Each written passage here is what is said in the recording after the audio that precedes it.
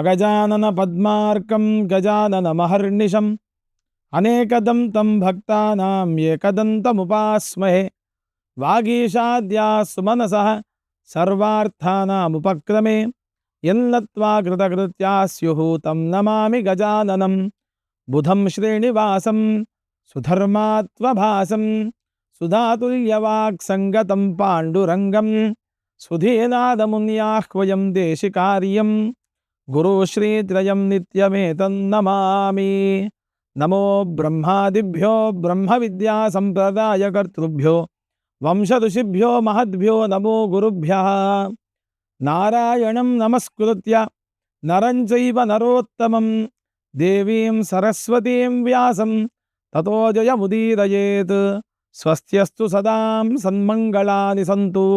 భక్తశ్చ శ్రోతॄణాం నిత్యం ఏకైకశ్లోకశ్రవణపఠనమాత్రేణ కలికల్మషాపనోదయ పటుతరే వేద కనక కథా ప్రస్తూయతే. వ్యాసాయ విష్ణురూపాయ వ్యాసరూపాయ విష్ణవే నమో వై బ్రహ్మనిధయే వాసిష్ఠాయ నమో నమః.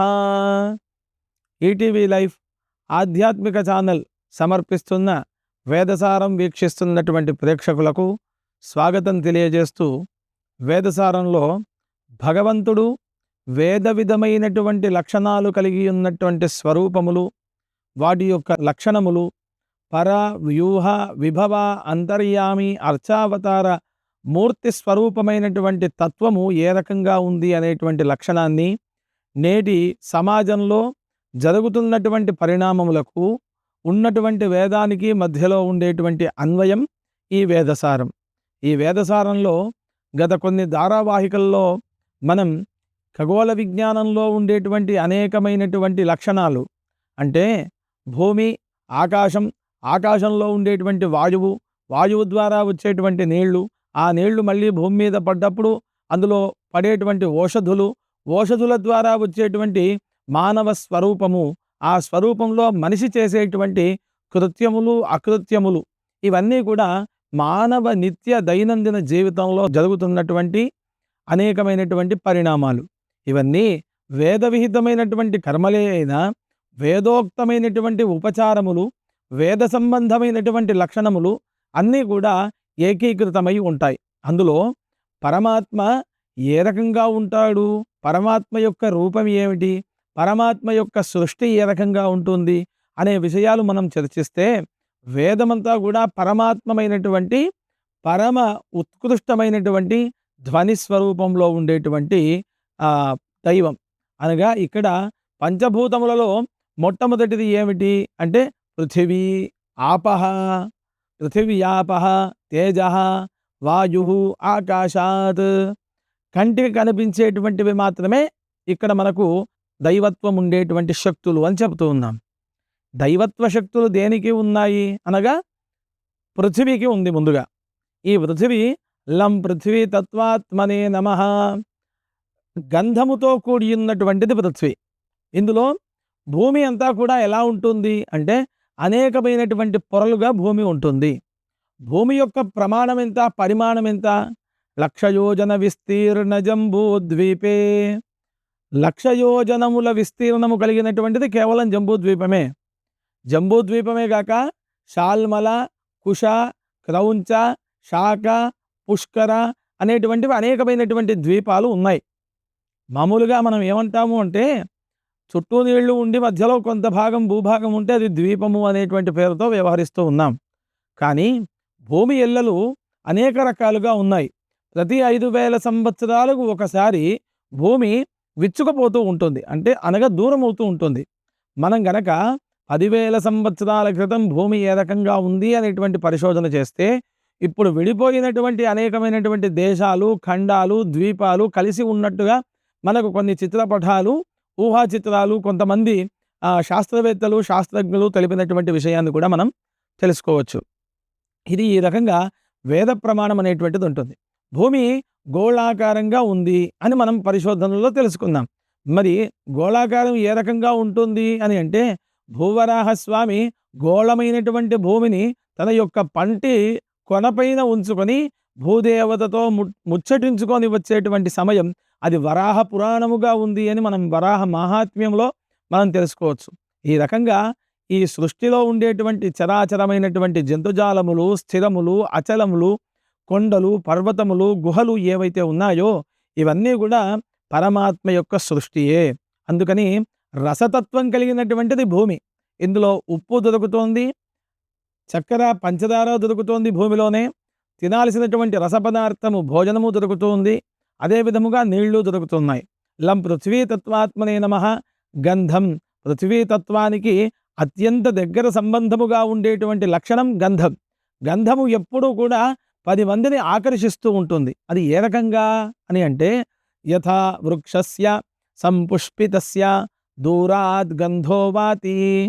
ఒక చిన్న చెట్టుని మనం నాటాం, అది కొంతకాలానికి పుష్పభరితముగా ఉండిపోయింది. పుష్పభరితముగా ఉండిపోయేటువంటి వృక్షము ఆ సువాసన కలిగినటువంటి పుష్పాల యొక్క మకరందాన్ని, పుప్పొడిని ఆ ప్రాంతమంతా కూడా వెదజల్లుతూ ఉంటుంది. ఎంత దూరమైతే ఈ సువాసన వెదజల్లుతూ ఉంటుందో ఆ చెట్టు యొక్క లక్షణం అంత సుభిక్షంగా ఉంటుంది అని మనం అర్థం చేసుకోవచ్చు. ఇక్కడ యజ్ఞయాగాది కర్మలు, కర్త, క్రియ, ఆచరణలో ఉండేటువంటి వాళ్ళు ఎక్కడైతే నివసించి ఉంటారో, సోమయాగాది మహా ఉత్కృష్టమైనటువంటి యజ్ఞయాగాది పదవులను అనుభవించి వారు సోమయాజిగా, శ్రౌతిగా, యజ్వగా, వాజపేయిగా, పౌండరీకయాజిగా, అశ్వమేధయాజిగా ఎవరైతే వ్యవహరింపబడుతూ ఉంటారో, ఆచారహీనో నపునంతి వేదాః, పూర్తిగా ఆచారముతో ఉండేటువంటి వాళ్ళు. ఆచారహీనులను ఇందులో చెప్పబడలేదు. ఎవరైతే తల్లిదండ్రులను, ఉండేటువంటి పరమాత్మను, గురువును, పంచభూతములను సేవిస్తూ ఉంటారో వారికి 2 కోసల విస్తీర్ణమంతా కూడా వారి యొక్క ఆధీనంలో ఈ పుష్పభరితమైనటువంటి వృక్షము ఏ రకంగానైతే మనకు సువాసనలు వెదజల్లుతూ ఉంటుందో, యజ్ఞయాగాది క్రతువులు చేసినటువంటి వ్యక్తులు ఒక ప్రాంతములో నివసించినప్పుడు 2 కోసల పరిమాణము అనగా ఇంచుమించుగా ఈనాటి కాలంలో 4 కిలోమీటర్ల వ్యవధి అంతా కూడా సుభిక్షమై ఉంటుంది అనేటువంటి లక్షణాన్ని మనము వేదోక్తమైనటువంటి అనేక గ్రంథముల ద్వారా మనం తెలుసుకోవచ్చు. ఇది కేవలం పృథివీతత్వం మాత్రమే.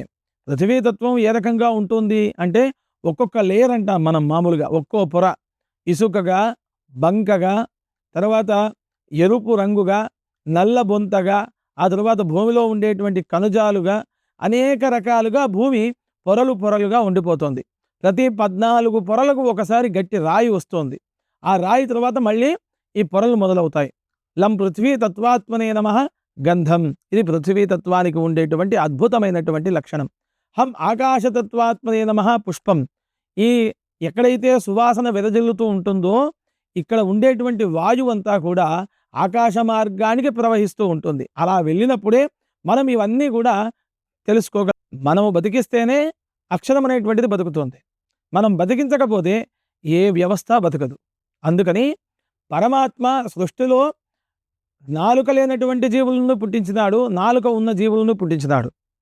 కాళ్ళతో నడిచేవి, లేక 4 కాళ్ళను కింద పెట్టి నడిచేవి, అనేక రకాలుగా పాకేవి, ఈదేవి అంటే కొలంలో ఈదేవి, ఇలా సృష్టించాడు.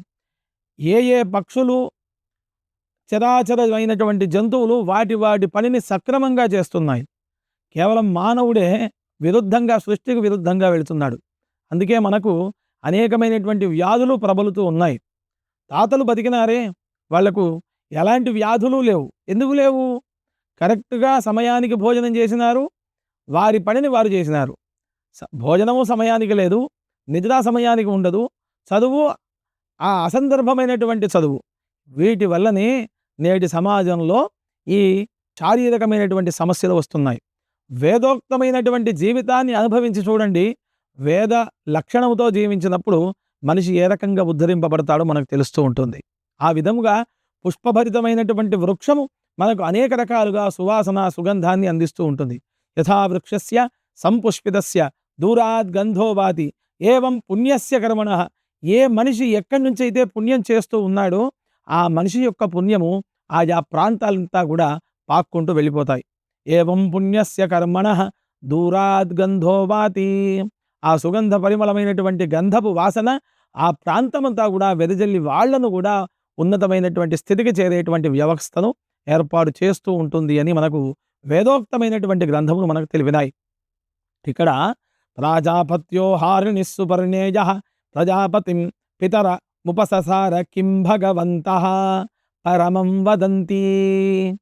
భగవంతుడు అంటే ఎవరు అనే ప్రశ్న వేస్తూ ఉన్నారు. కిం భగవంతః, ఆ రోజు వేశారు, ఈ రోజు వేస్తున్నారు, రేపు వేస్తారు. భగవంతుడు ఎవరు? పరమం వదంతి.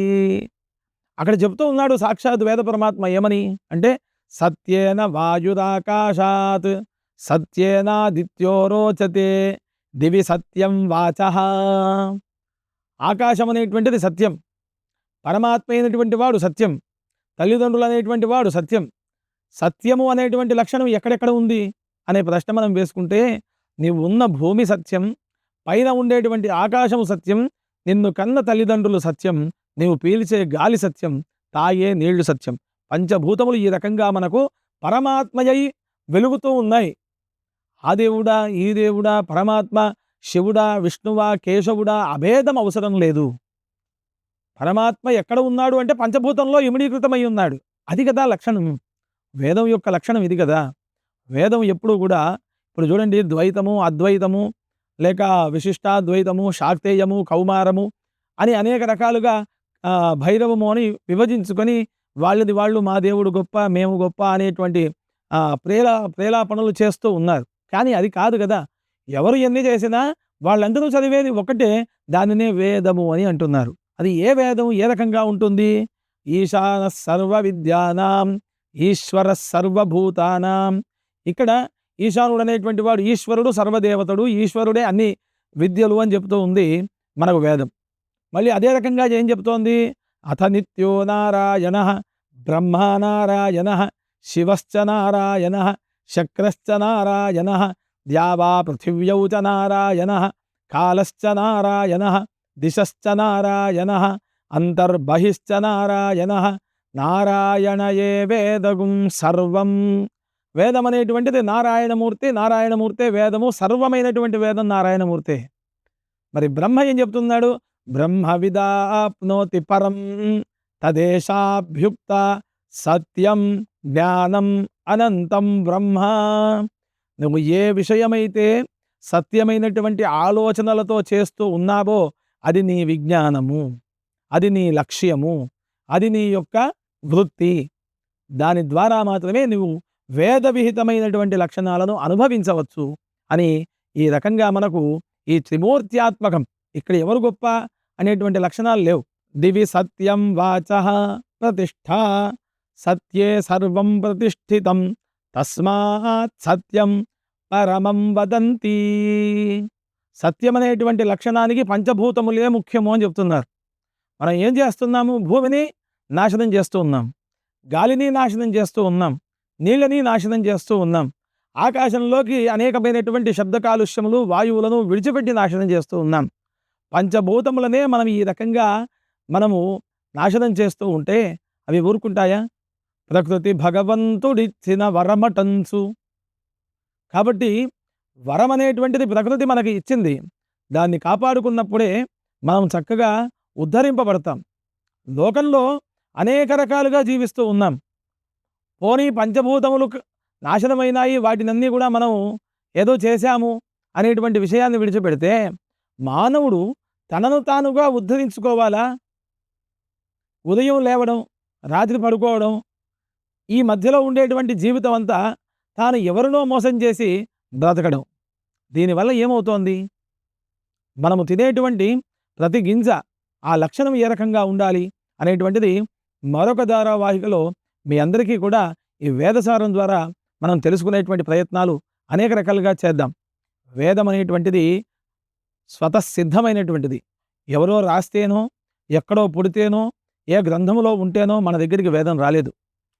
ఎంతోమంది బహమనీ సుల్తాన్లు కావచ్చు, గ్రీకులు కావచ్చు, బ్రిటిష్ వాళ్ళు, ఇంకా తురుష్కులు, ఎలాంటి ఆపత్కాలములు మన దేశానికి సంభవించినా ఈ వేదం అనేటువంటిది బ్రతికి మనందరినీ కూడా బ్రతికిస్తూ ఉంటుంది. నేను వేదాన్ని కాపాడాను అనేవాడు చాలా అబద్ధమైనటువంటి వాడు. వేదాన్ని నువ్వేంది కాపాడేది? వేదము తనంతల తానుగా కాపాడబడుతూ ఉంది. వేదం కాపాడబడుతూ ఉంది కాబట్టి మనమందరం జీవించి ఉండగలుగుతున్నాం.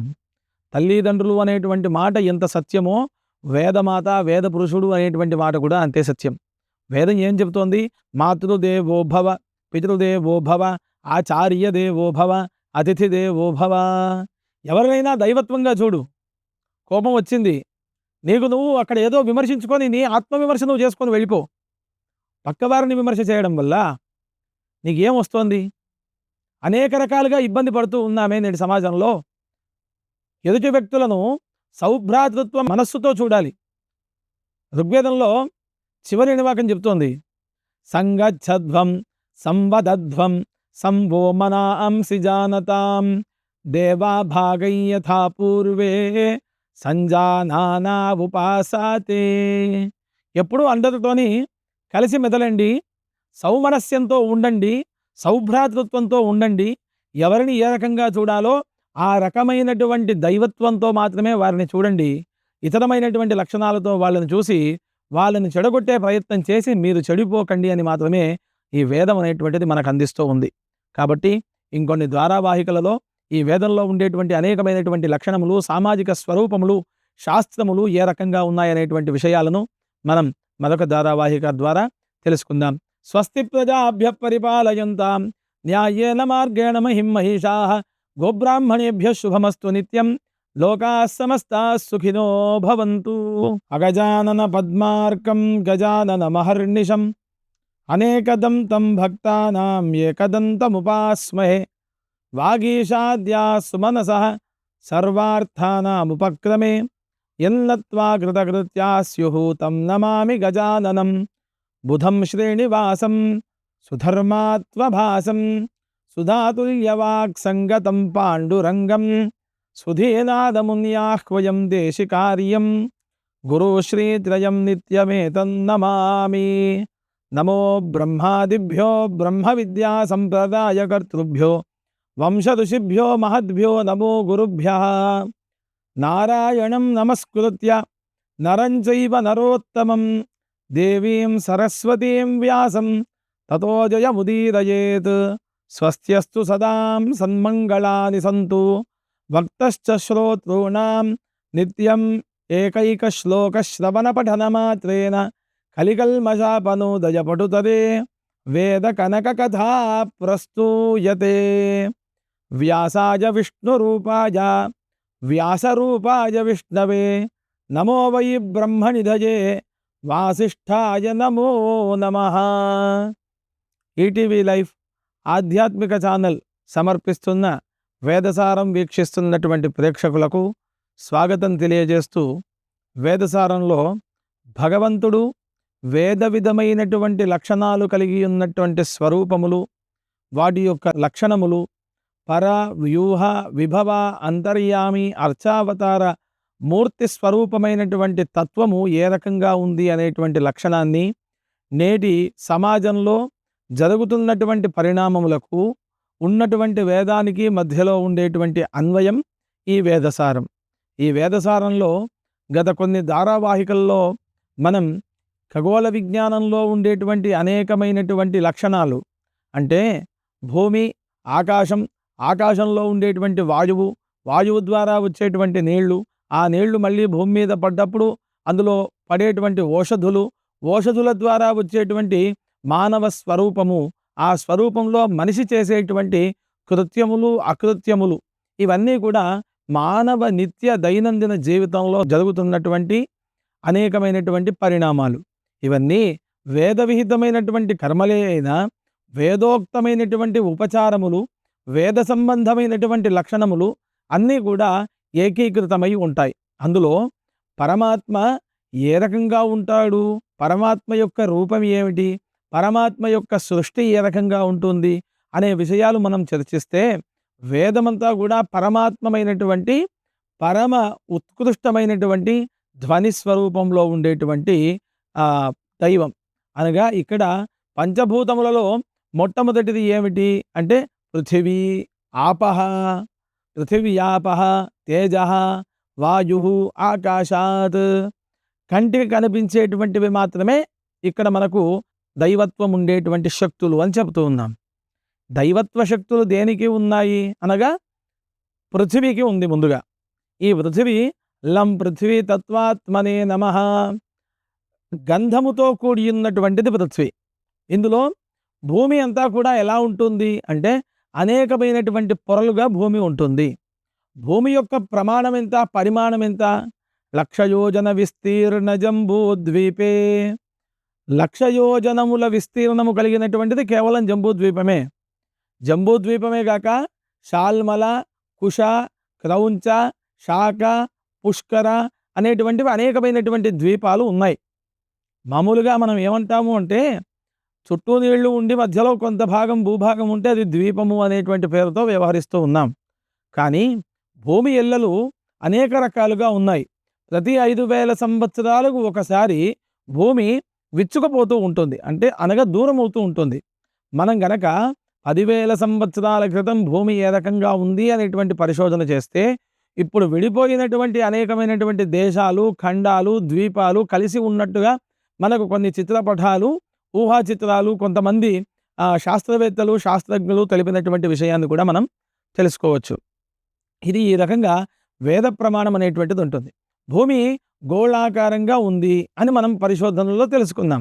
మరి గోళాకారం ఏ రకంగా ఉంటుంది అని అంటే భూవరాహస్వామి గోళమైనటువంటి భూమిని తన యొక్క పంటి కొనపైన ఉంచుకొని భూదేవతతో ముచ్చటించుకొని వచ్చేటువంటి సమయం అది వరాహ పురాణముగా ఉంది అని మనం వరాహ మహాత్మ్యంలో మనం తెలుసుకోవచ్చు. ఈ రకంగా ఈ సృష్టిలో ఉండేటువంటి చరాచరమైనటువంటి జంతుజాలములు, స్థిరములు, అచలములు, కొండలు, పర్వతములు, గుహలు ఏవైతే ఉన్నాయో ఇవన్నీ కూడా పరమాత్మ యొక్క సృష్టియే. అందుకని రసతత్వం కలిగినటువంటిది భూమి. ఇందులో ఉప్పు దొరుకుతోంది, చక్కెర, పంచదార దొరుకుతోంది భూమిలోనే. తినాల్సినటువంటి రసపదార్థము భోజనము దొరుకుతుంది. అదే విధముగా నీళ్లు దొరుకుతున్నాయి. లం పృథ్వీతత్వాత్మనే నమః. గంధం, పృథ్వీతత్వానికి అత్యంత దగ్గర సంబంధముగా ఉండేటువంటి లక్షణం గంధం. గంధము ఎప్పుడూ కూడా 10 మందిని ఆకర్షిస్తూ ఉంటుంది. అది ఏ రకంగా అని అంటే యథా వృక్షస్య సంపుష్పితస్య దూరాద్ గంధో వాతి. ఒక చిన్న చెట్టుని మనం నాటాం, అది కొంతకాలానికి పుష్పభరితముగా ఉండిపోయింది. పుష్పభరితముగా ఉండిపోయేటువంటి వృక్షము ఆ సువాసన కలిగినటువంటి పుష్పాల యొక్క మకరందాన్ని, పుప్పొడిని ఆ ప్రాంతమంతా కూడా వెదజల్లుతూ ఉంటుంది. ఎంత దూరమైతే ఈ సువాసన వెదజల్లుతూ ఉంటుందో ఆ చెట్టు యొక్క లక్షణం అంత సుభిక్షంగా ఉంటుంది అని మనం అర్థం చేసుకోవచ్చు. ఇక్కడ యజ్ఞయాగాది కర్మలు, కర్త, క్రియ, ఆచరణలో ఉండేటువంటి వాళ్ళు ఎక్కడైతే నివసించి ఉంటారో సోమయాగాది మహా ఉత్కృష్టమైనటువంటి యజ్ఞయాగాది పదవులను అనుభవించి వారు సోమయాజిగా, శ్రౌతిగా, యజ్వగా, వాజపేయిగా, పౌండరీకయాజిగా, అశ్వమేధయాజిగా ఎవరైతే వ్యవహరింపబడుతూ ఉంటారో ఆచారహీనో నపునంతి వేదాః, పూర్తిగా ఆచారముతో ఉండేటువంటి వాళ్ళు. ఆచారహీనులను ఇందులో చెప్పబడలేదు. ఎవరైతే తల్లిదండ్రులను, ఉండేటువంటి పరమాత్మను, గురువును, పంచభూతములను సేవిస్తూ ఉంటారో వారికి 2 కోసల విస్తీర్ణమంతా కూడా వారి యొక్క ఆధీనంలో ఈ పుష్పభరితమైనటువంటి వృక్షము ఏ రకంగానైతే మనకు సువాసనలు వెదజల్లుతూ ఉంటుందో, యజ్ఞయాగాది క్రతువులు చేసినటువంటి వ్యక్తులు ఒక ప్రాంతములో నివసించినప్పుడు 2 కోసల పరిమాణము అనగా ఇంచుమించుగా ఈనాటి కాలంలో 4 కిలోమీటర్ల వ్యవధి అంతా కూడా సుభిక్షమై ఉంటుంది అనేటువంటి లక్షణాన్ని మనము వేదోక్తమైనటువంటి అనేక గ్రంథముల ద్వారా మనం తెలుసుకోవచ్చు. ఇది కేవలం పృథివీతత్వం మాత్రమే. పృథివీతత్వం ఏ రకంగా ఉంటుంది అంటే ఒక్కొక్క లేయర్ అంటాం మనం మామూలుగా. ఒక్కో పొర ఇసుకగా, బంకగా, తర్వాత ఎరుపు రంగుగా, నల్ల బొంతగా, ఆ తర్వాత భూమిలో ఉండేటువంటి కణజాలుగా అనేక రకాలుగా భూమి పొరలు పొరలుగా ఉండిపోతుంది. ప్రతి 14 పొరలకు ఒకసారి గట్టి రాయి వస్తుంది. ఆ రాయి తర్వాత మళ్ళీ ఈ పొరలు మొదలవుతాయి. లం పృథ్వీ తత్వాత్మనే నమః. గంధం, ఇది పృథ్వీ తత్వానికి ఉండేటువంటి అద్భుతమైనటువంటి లక్షణం. హం ఆకాశతత్వాత్మనే నమః. పుష్పం, ఈ ఎక్కడైతే సువాసన వెదజల్లుతూ ఉంటుందో ఇక్కడ ఉండేటువంటి వాయువు అంతా కూడా ఆకాశ మార్గానికి ప్రవహిస్తూ ఉంటుంది. అలా వెళ్ళినప్పుడే మనం ఇవన్నీ కూడా తెలుసుకోగలుగుతాం.